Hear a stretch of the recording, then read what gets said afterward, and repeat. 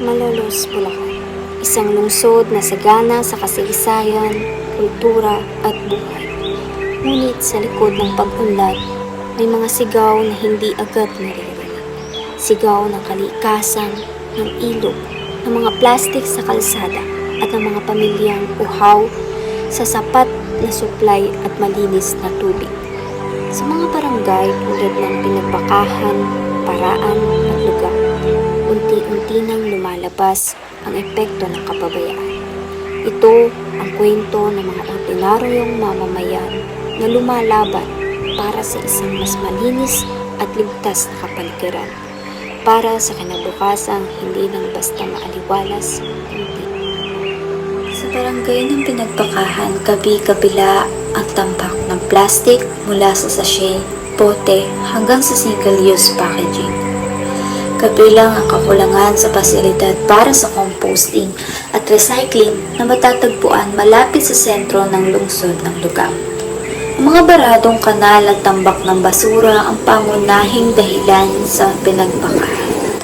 Ang kakulangan sa partisipasyon ng publiko at limitadong pondo ay nagpapahirap sa epektibong implementasyon ng mga programa sa basura at nagiging delubyo ang epekto. Isa si Mang Elpidio Tacson Jr., 28 taong gulang, sa mga matagal nang naninirahan sa gilid ng patubigan sa barangay Pinagbakahan. Ang kanilang barong-barong na tahanan ay gawa sa pinagtagpi-tagping kahoy at yero. Hindi man legal ang paninirahan, dito na umikot ang kanilang buhay. Ngunit habang lumalala ang polusyon at dumadami ang basura sa daluyan ng tubig, mas lumalaki rin ang banta sa kanilang kaligtasan. Para kay Mang Tonyo, ang patubig na dati biyaya, ngayon paunti-unting nagiging panganib. Ayan, so, bali ano pong pangalan niyo? Ilang taon na po kayo?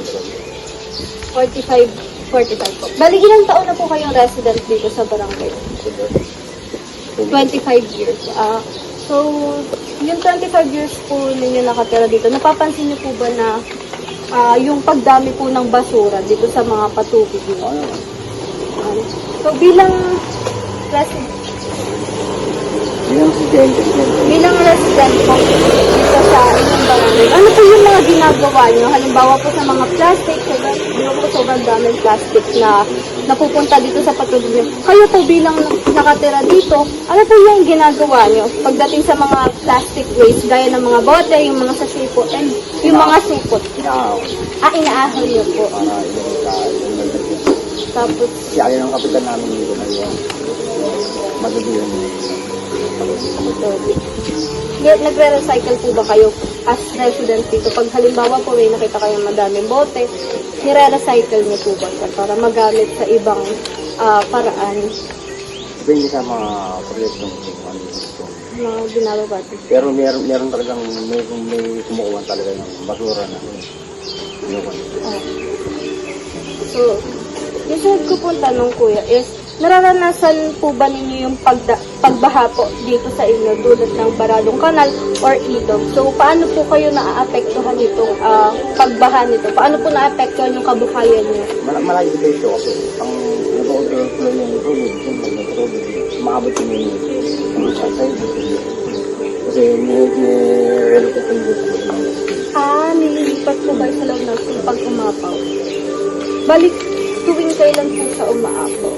Pagka yung lang, yung lang. Pag sobrang lakas. Pero pag kayong normal po, tuloy-tuloy naman po yung alis na po. Nakabalala kang basura. Tuloy namin, may tawal na. May bato, preto. Kaya kayo na po mismo nagaan. So, isa po yung sa ginagawa. And yung sa huling question ko po is, ano po yung iba niyong ginagawa para maiwasan po yung pagtatapon ng basura sa mga patubigan niyo? Kayo po magkakapit ba? Mag-iwi sa kapataligiran. Palagi Tulad niya, tambakan naman yan yun. Hindi niya malaw kung paano yung basura yung mga. Kayo po naglilinis sa kapitbahay para mapanatili po yung ilog and yung ayan. So, yun lang po yung tanong namin. Maraming salamat po kuya sa pag-participate. Sa mga barangay tulad ng Pinagbakahan at Lugam sa Malolos, Bulacan, Tila naging normal na ang tambak ng basurang hindi nahakot sa tamang oras. Maraming kabahayan ang walang direktang akses sa regular na koleksyon ng basura. May ilan na naghihintay ng ilang araw bago mapulot ang kanilang mga itinapong plastic waste. At kapag bumuhos ang ulan, sabay-sabay itong umaagos sa estero at bumabara sa mga kanal. Sa halip na solusyon, ang hindi maayos na sistema ay lalo pang nagpapalala sa problema ng plastic. Hindi tamang pamamahala ng basura ay hindi lamang isyong pangkapaligiran. Ito ay usapin ng kalusugan, dignidad, at karapatang mamuhay sa malinis at ligtas na komunidad. Sa harap ng lumalalang sitwasyon, aming nakapanayam si Mang Jonathan. And so, ano po yung pangalan niyo, sir? Jonathan S. Capili. Ilan taon na po kayo ngayon, kasalukuyan? 52.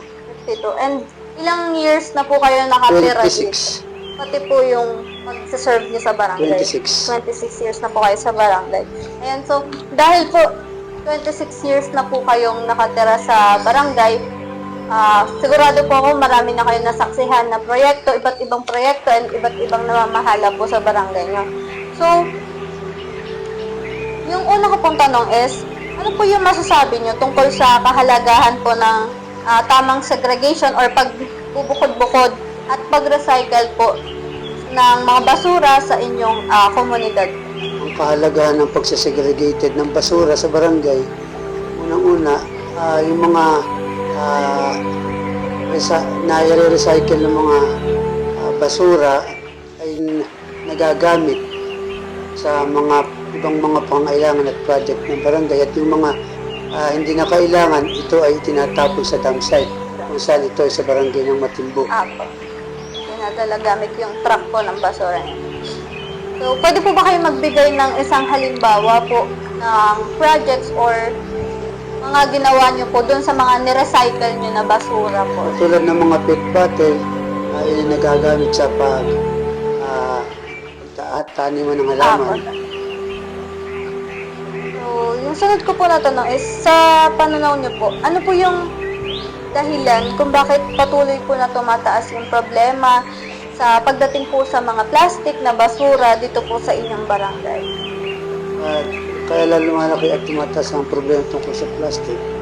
Tulad ng aming ibang mga kabarangay na kahit na pinatutupad yung araw ng tapon ng basura ng sa Trevis, patuloy pa rin na kung saan sila nagtatapon ng mga plastic sa ibang lugar dito, ganun meron namang humahapat ng basura. So, dahil matagal na rin po kayo nagsiserve sa barangay niyo, 26 years po, so matagal po talaga yun. Ano po yung mga solution na ginagawa niyo para matugunan yung mga issue niyo pagdating sa plastic, mga basura na hindi nakokolekta dahil nga po yung iba sabi niyo is makukulit po talaga sila, hindi nila tinatapon sa tamang tapunan. Ano po yung nagiging solution niyo? Sa mga kawalan ng disiplina ng mga ibang mga kabarangay, lahat naman ng proyekto ay isa sa katuparan kasama ang sanggol ng barangay at si aming kapitan upang matugunan ang problema sa plastic na yun. Yan kasi siguro para hindi dumami plastic sa mga kumpanya, dapat ang mga super bag. Kasi nagiging dahilan kasi ang plastic, punta ng palengke, tapon din. Yung papel, kahit itapon nila, nalulong sa inyo. So, huling tanong po, ilang miyembro po ng TUPAD? Ano po yung nararamdaman nyo tuwing nakakatulong po kayo sa kalinisan, especially dito sa barangay nyo po? Siyempre, unang-una, masaya. At nakikita pa ng ibang mga kabarangay, nagiging malinis ang kapaligiran. Yung iba, ganun gumagawa ang TUPAD rito, natututuran na siya makaisa sa proyekto ng TUPAD. So, yun lang po yung tanong namin. Thank you po, sir, sa pag-participate po sa aming interview. Maraming salamat din po at kayo nakarating sa aming barangay ng Pinagpakahan upang malaman din yung mga gawain ng barangay at mga pinagpag-proyekto ng aming kapitan. Upang mapagtanto ng bawat isa, ang bawat plastic na basura ay may kapalit. At ang aksyon natin ngayon ang magtatakda kung ang ating kapaligiran ay mananatiling tahanan o magiging tambakan.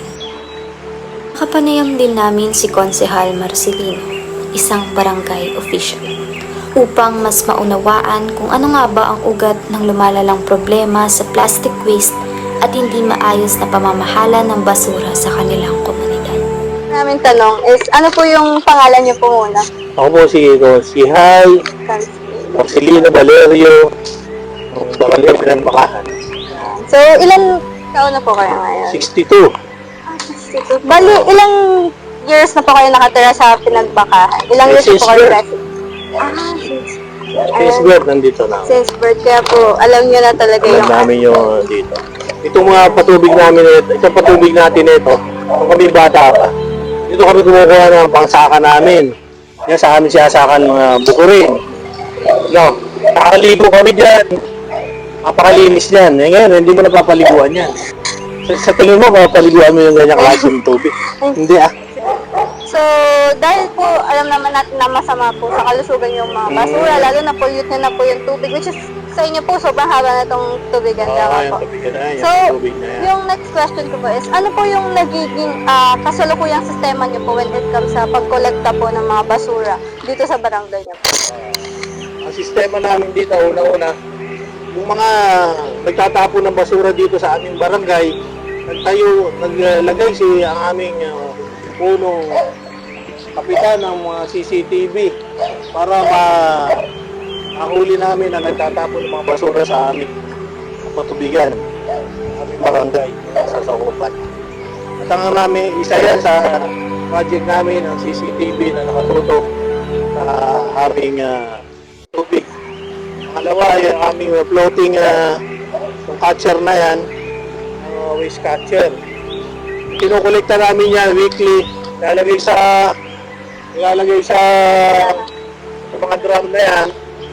Pagkatapos, lilipat yan sa garbage truck namin. Tapos dadali na yan sa facility. Sa MRF ng Central po. Yan din ang mga ano namin, dito sa mga project namin, yan, malaking tulong para sa amin yan. Yung floating catcher na waste catcher na yan.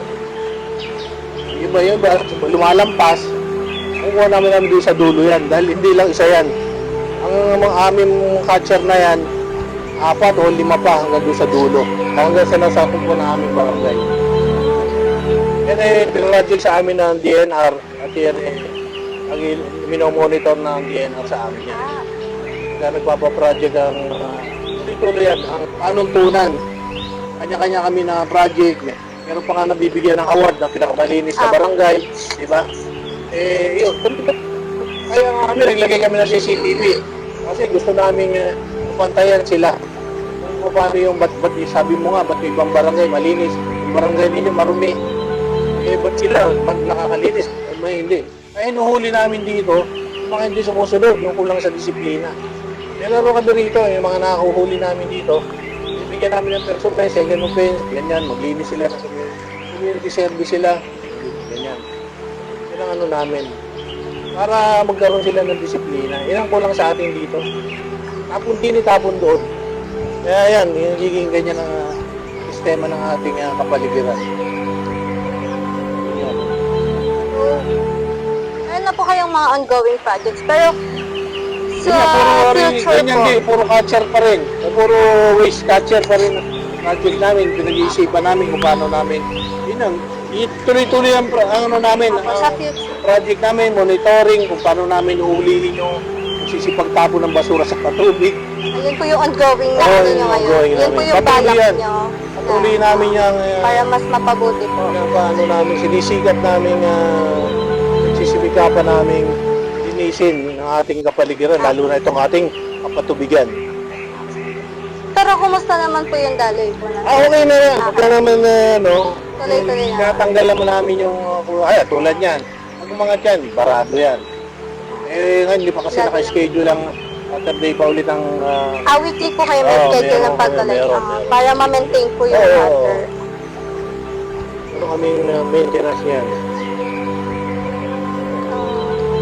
Bukod sa problema sa basura, isa pang matinding suliraning kinahaharap ng barangay Paraan sa Malolos ay ang kakulangan ng sapat na supply at malinis na tubig. Sa ilang bahagi ng komunidad, madalas ay mahina ang daloy ng tubig at kung minsan na may wala talagang tumutulo sa kanilang mga gripo. Ito na kadalas ay may halong buhangin o di kaya ay may kakaibang kulay.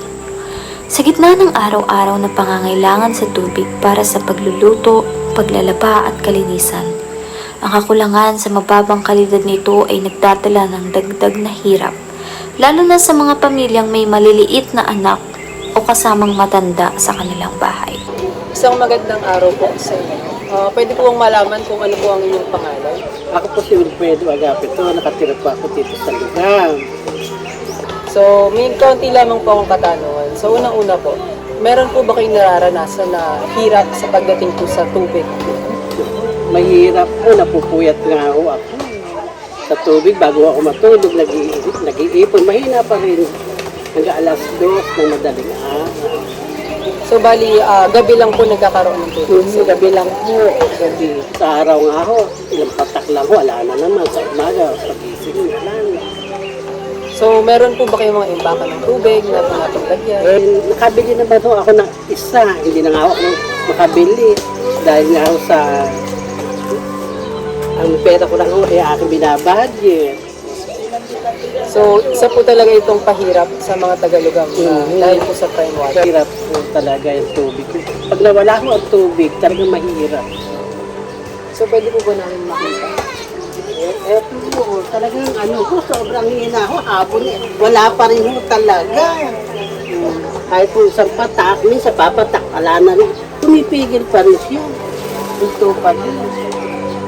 So, yun lamang po. So, maraming salamat. Reklamo. Nakapanayam ko si Maylene upang talakayin ang kakulangan sa maayos na water infrastructure at patuloy na polusyon sa mga daluyan ng tubig, ang ilan sa mga ugat ng problemang ito. Ayan po. So, ano po pangalan niya? Maris, And ilang taon na po kayo nakatira dito sa lugar? 33. 33 years ako. So, bali matagal-tagal na rin po, no? Bali, yung tanong ko lang po is, kumusta po yung daloy po ng tubig po dito sa inyong lugar or to be specific dito po sa inyong bahay, malagyan po ba kayong may supply? Hindi. Gano'n po kadalas lang yung maayos po yung supply ng water? Wala. Ay, wala. Wala. So, 33 years niyo po nakatira. Ay, hindi. I mean, nung dati, yung water district pa okay. Opo. Everyday, umaga, hapon, gabi, leto may tubig kami. Pero nung nag-start na mapalitan na ng prime water, halos araw-araw na kami walang tubig. Madaling araw lang kami nagkakaroon ng tubig. Then, may mga pagkakataon po ate na may magkakataon po ba na yung water po na ginagamit nyo is marumi o may kakaibang amoy or lasa ba? Meron. Minsan parang may mga buha-buhangin. Alam mo yung parang lumot. Tapos, minsan amoy John Rocks. Amoy chlorine. Tapos, sa prime water yun ha. Okay. Pero dati, wala naman, normal. Then, sa tuwing nawawalan po kayo ng tubig, ano po yung ginagawa nyo? Lalo na kung wala po kayong sariling tangke or imbakan po ng tubig. Nag-iigib lang kami sa poso.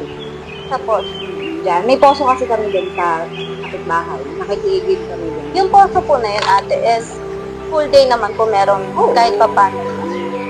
Nga lang, syempre kasi, pagka marami rin nag-iigib dahil marami nang walang tubig, halos Oo. lahat kami.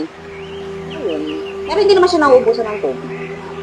Kasi, siya pagka sa ilalim ng lupa siya ng gagawin. Bali, minsan naman po nagpo-provide naman po yung barangay pag wala po kayong tubig. Yung pagka talagang wala, kasi minsan inaabot ng mga 4 na araw walang tubig. As in, totally, maghapon hanggang magdamag. Pagka may inaayos yung prime water. Wala talaga kaming tubig, 4 na araw. Pinakamatagal na wala naming tubig dito, 6 days. Tapos, yun, nagpo-provide lang sila ng sa tangke. Opo, yung Galing sa- ng sila ng prime water. Tapos yung kay EGA, yung sa bombero, yun sila nag-truck. Sitwasyon kapag biglaan po kayo nawala ng tubig sa gitna ng araw-araw na gawain po, tulad po sa pagluluto nyo or sa pagligo nyo? Siyempre, mahirap kasi isipin mo, lalo na pag kami kasi dito nagtatrabaho kami. So, isipin mo, madaling araw kasi ang tubig dito. Umaga, wala. Pagdating ng mga alas 7 pa lang, wala ng tubig. Tapos hanggang gabi na yon, magkakaroon lang ng tubig mga around 12 na hanggang malakas na tubig, 12 a.m. hanggang 4 a.m. So, yung mga nag-aaral, syempre, nag-aaral, magluluto ka sa umaga, wala ng tubig, mahirap, hindi ka makapagluto. Mapupuyat ka, kakaigib or kakaipon ng tubig. Eh, syempre, madami kami sa bahay. So, yung naipon namin na tubig, agaran din nauubos. So, ayun, mahirap kasi hindi tuloy-tuloy yung supply namin.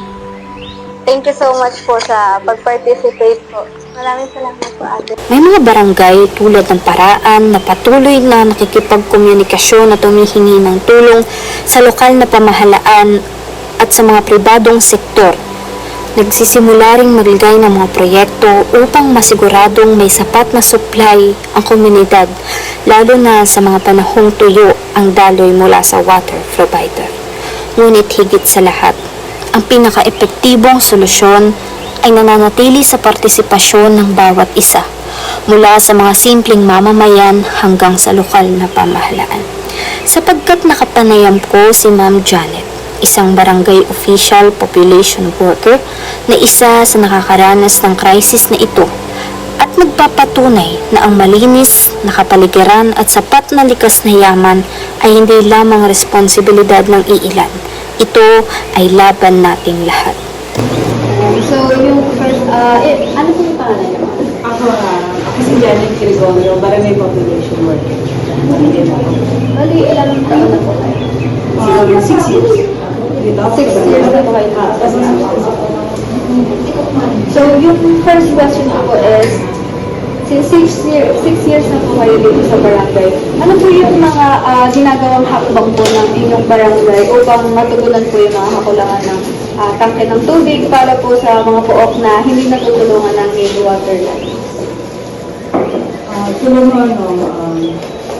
Aside sa yung pinakapitan kasi namin, humingi siya ng tulong, personal na connection na humingi siya ng tulong like sa congressman natin humingi siya, tapos sa konsel din, personal din, humingi siya ng tulong na meron kasi sila mga tangke ng tubig na yung mga truck na may laman tangke ng tubig na nagsusupply doon sa ibang purok na wala.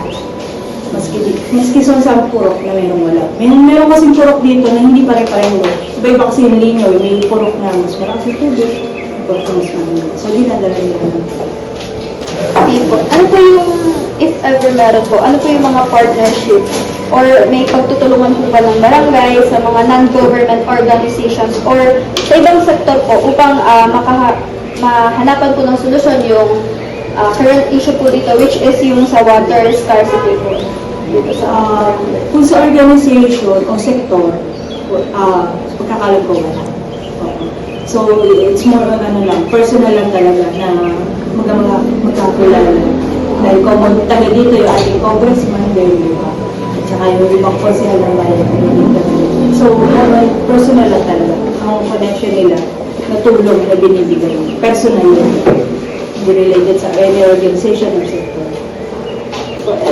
sa opinion niyo po, ano po yung mga solusyon or pinaka-effective para mapabuti po yung access ng inyong mga kabarangay sa malinis na tubig po sa mga darating pa po ng mga tao? So, malinis na tubig. Malinis, hindi Malinis sa tubig. organic supply. Okay. Kahit mo sino tanongin mo, tanggalin mo pa rin. Di ba? Tama yan. Mga palitan. Kaya lang, syempre, napakahabang proseso na yun. Kasi yun, sobrang tagal ng problema rin ng yung water supply natin. Sa malinis na tubig naman, wala naman kami natatanggap na reklamo na nagkasakit tayo sa marunong tubig. Kasi yung iba ginagamit mo na sa pagkain. Hindi, nagiging sa sinain nila o sa ulam nila, nagagamit din nila. So wala naman reklamo na ganun sa marumi yung tubig. More on ano lang talaga, water supply. Yun ang pinaka main problem ng lahat ng purok dito sa amin na totally halos wala ng tubig sa maghapon. Magkakaroon man gabi, then madaling araw din wala ng tubig. So solusyon doon, kahit sinong tanong dito sa barangay, palitan na lang yun. Kaya lang, hindi rin natin masabi. Di ba? Kung paano solusyon magagawa ng gobyerno natin. So, yun lang po yung question natin. Thank you so much sa pag-participate. Sa huli, ang pagbabago ay magmumula pa rin sa bawat isa sa atin. Hindi sapat ang mga proyekto o programa kung walang malasakit, pagmamahal at pagkakaisa ng komunidad. Sa kabila ng hamon ng buhay, ang pag-asa ay nananatiling buhay dahil sa mga taong patuloy na kumakapit, nakikiisa at naniniwala sa maayos, malinis at magandang kinabukasan. Sa kabila ng hamong pangkalikasan, sa Hagonoy, Paumbong at Malolos, maging sa ibang bahagi ng Bulacan, malinaw ang sigaw at panawagan. Kailangan natin ng mas responsable at makataong pangangalaga sa kalikasan. Hindi ito simpleng issue. Ito ay para sa kinabukasan, laban para sa kinabukasan. Sa pamamagitan ng sama-samang pagkilos, edukasyon at malasakit, maaari nating baguhin ang kalagayan ng ating kapaligiran. Hindi lang para sa ngayon, kundi para sa mga susunod pang henerasyon. Muli, ako si Camille Marcelo at laging tatandaan, sa maliit na hakbang nagsisimula ang malaking pagbabago at ito ang Ecolens.